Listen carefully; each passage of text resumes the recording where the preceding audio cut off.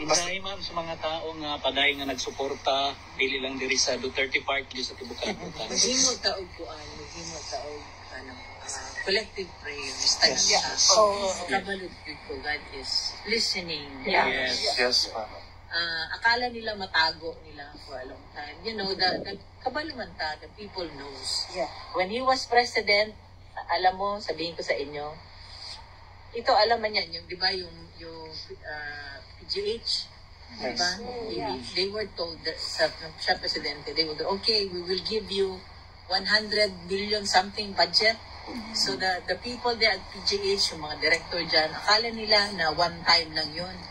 Alam niyo ba yun? Monthly yun until natapos siya pagka-presidente. So nakita niyo yung dali ka magulong makalimot.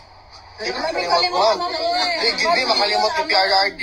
Yeah, 1 million a month. I know his sacrifices ba nga to the extent na malimtan niya, ma-disregard ang family. And every time he talks about, you know, panghadlok naman niya, ha? Diba? Panghadlok niya pag tatay man. Kung yung tatay ba? Tatay, nanay, diba? Pao lang ako bakos. Oo. Silip ko.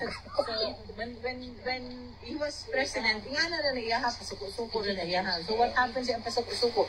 Nalimpyo itong ugaw kayong pasig dito sa Manila. I like your name, Chantel. How old are you?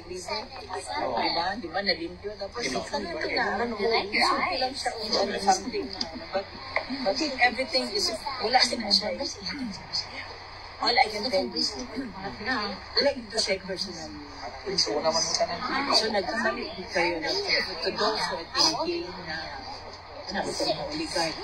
At least nagkaroon tayo ng presidente.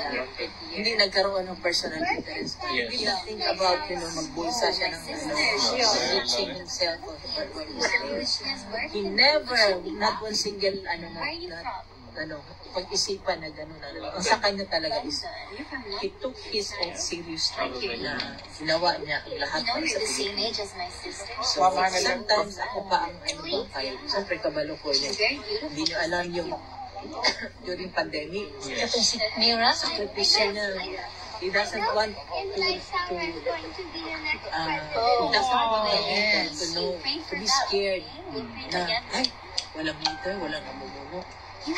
Yung lahat ng mga nandun, mga PSG niya, whatever, protocol. I think pink suits you very good. They've been telling him not to conduct cabinet meetings, pero siya, wala. Sa kanya, so be it. When it happened, that incident in Marawi, sabi ko, di na mulupad. Mulupad yun siya. He was there for the soldiers. Pero sa gibuhat sa mga soldado. Yeah.